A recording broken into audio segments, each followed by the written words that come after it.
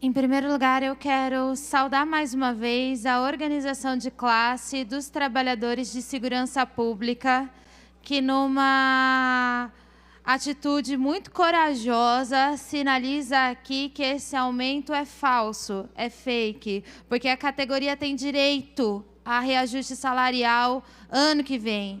Já está há muitos anos sem reajuste salarial. Não reajusta sequer com a inflação. Então, colocar esse pacote aqui como se fosse uma benfeitoria é uma piada para a categoria que muito corajosamente, ousadamente, tem lutado não só contra esse desmando, mas também contra a reforma da Previdência.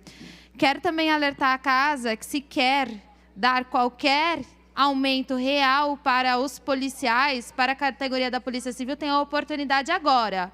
Nós estamos agora votando as emendas feitas pelos parlamentares, nessa sequência aqui, que trata de aumentos reais para os policiais. Então, se quer votar de fato qualquer aumento, tem que votar sim nessa votação e aprovar a emenda do Nery, aprovar a emenda da Adriana, aprovar a emenda do PSOL, que fala sobre aumento real para a categoria dos servidores públicos. É essa, e não outro momento de se fazer isso. Porque senão também é importante falar para que serve o nosso mandato. Para que serve a nossa presença aqui? Para que serve cada um dos senhores? Apenas para ficar dizendo sim às propostas do governo, na hora que o governo quer, do jeito que o governo quer? Então, se quer mesmo sair daqui hoje dizendo que batalhou por qualquer chance de reajuste para os trabalhadores de segurança pública, tem que votar sim agora, que é nas emendas que tratam de aumento acima da inflação, que é aumento real e não é aumento fake. Para além disso, eu vou falar de novo da votação acelerada, desesperada, da reforma da Previdência, proposta pelo governador João Dória, que para os policiais que se receberem esses 5% de aumento aí, vai ser confiscada ali na frente por essa proposta da reforma da Previdência, que vai atingir todos os servidores, inclusive as categorias, e a grande maioria das categorias mais precarizadas. Eu disse ao longo do dia que o governador João Dória afirmou que não existe problema na Previdência. Ele disse isso na campanha. O governo está dizendo uma coisa diferente, mas é estranho dizer, e não pode dizer também, né? Eu até entendo, porque faz 24 anos que o PSDB é governo, e se disser que tem problema, tem que assumir que o problema é dele próprio.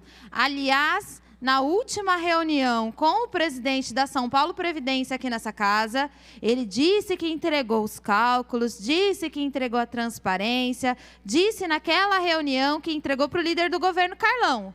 Se algum de vocês, o Gilmaci aí, que já fez relatoria, o Rene, que está relatando também na CCJ, se vocês receberam, eu quero dizer que eu ainda não. Então, eu quero perguntar para os senhores, vocês estão votando o quê? Vocês estão debatendo o quê? Me explica qual que é o problema. Qual que é o problema da Previdência do Estado de São Paulo? Essa é a primeira pergunta. Qual é o desajuste? Que a reforma da Previdência do Alckmin, do Serra, não foi o suficiente para sanar, que os governos do PSDB agora querem empurrar no tapetão? Essa é a primeira pergunta que tem que responder. Fazer uma reforma da Previdência, retirar de forma tão brutal direito dos trabalhadores só porque quer retirar direitos, é um posicionamento político, mas tem que assumir ele. E aí o posicionamento dessa casa é: nós somos contra o funcionalismo público e ponto. Porque qual é o problema da Previdência? Estou esperando a solicitação até agora do governo me entregar os cálculos e a transparência da São Paulo Previdência. Não foi no meu gabinete, o senhor me entregou. Se aquilo é o que se baseia o governo para uma reforma, o senhor me entregou 6, 7 páginas chamado de cálculo atuarial? É só isso? É só isso? É só isso. E aí não tem cálculos de dados de impacto financeiro. Não tem projeção do quanto vai economizar e por que vai economizar. Por que se chegou a essa alíquota? Por que se chegou nesse prazo? É só isso. Não tem transparência também da situação atual da São Paulo Previdência.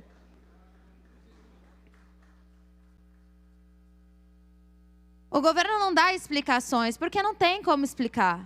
Não tem como explicar. Quer passar goela abaixo uma reforma da Previdência e, se quiser justificar, e, aliás, eu deixo esse desafio aqui para a imprensa também, porque nós estamos perguntando, a Justiça diz que eu não tenho direito de saber, que eu tenho que votar assim, sem saber mesmo no que eu estou votando, mas eu deixo aqui também a dica para a imprensa perguntar para o senhor João Dória quais foram as falhas e os erros do governo do Geraldo Alckmin, que a gente está aqui no desespero, como se o Estado estivesse entrando em colapso, retirando dinheiros dos servidores públicos para essa reforma da Previdência. Essa reforma da Previdência também, e aqui a gente está falando de servidores da segurança pública, que tem uma pitadinha de maldade, que é a perícia periódica para aposentados por invalidez. Aqueles trabalhadores que foram feridos emocionalmente, mentalmente ou fisicamente no exercício da sua função, do seu trabalho, e se aposentaram por invalidez, passam por perícia periódica. E se houver cargo disponível para sua nova aptidão física, serão compulsoriamente desaposentados e readaptados a outra função, coisa que os professores já conhecem muito bem, mas vai ser estendido para todas as carreiras. Os policiais, esses que a gente está debatendo aqui, já apresentam altos índices de suicídio por causa dos seus problemas de saúde mental, que o Estado de São Paulo não aponta nenhuma solução, não aponta nenhum cuidado. O único cuidado apontado pelo João Dória, que se elegeu dizendo que ia valorizar as categorias dos policiais, é dizer, a cada 5 anos, no máximo,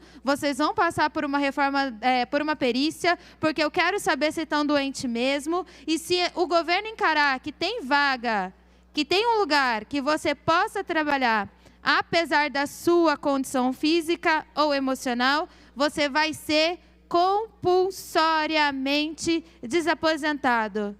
Volto a repetir. Nem Guedes, da Escola de Chicago, fã da reforma da Previdência de Pinochet, elaborou uma maldade tão grande. Nem Bolsonaro sonhou uma reforma com tantas pitadas de crueldade para os servidores públicos. E se a gente conseguisse ler a contento, porque eu confesso que eu li pra caramba e passei a última semana estudando a reforma da Previdência para ver se conseguia elaborar uma estratégia de redução de danos. Mas mesmo eu que estudei pra caramba, não consegui entender ela por completo. Tenho certeza que se a gente procurar, a gente vai achar outros itens, e tenho certeza que se andar por essa sala mesmo, cada deputado achou um ponto bastante preocupante nessa reforma. Que a presidência dessa casa continua a impor para a gente que a gente tem que votar, violando. Se vocês não se importam com o direito de vocês como parlamentares e não honram a tarefa dada pelo voto, eu acho que o meu direito como parlamentar de estudar uma matéria, de conhecer os seus detalhes, de ter dados de transparência da situação do governo, para poder debater uma matéria a contento e fazer uma votação consciente, está sendo violado. Quem está topando votar a toque de caixa, quem está colaborando com essa votação acelerada, é porque, de fato, assume aqui um posicionamento político. E esse posicionamento político é pelo fim do serviço e contra o funcionalismo público no geral, porque é só isso que justifica a gente debater uma matéria tão extensa que no Congresso Federal ficou em debate por mais de 10 meses, com ampla participação popular, com a transparência da mídia, com o engajamento de diversos especialistas, com votação em destaque, item por item. Aqui quer se fazer em 20 dias. Em 20 dias, o governo quer botar para fora um pacote de maldades sem precedentes e sem justificativa. Antes de terminar, eu quero dizer que eu considero que a gente tem aqui pouca responsabilidade com votação. Por exemplo, hoje, agora, que a gente está votando as emendas dos nossos colegas, que podem oferecer aumento real aos policiais, e aí agora sim é momento de votar sim.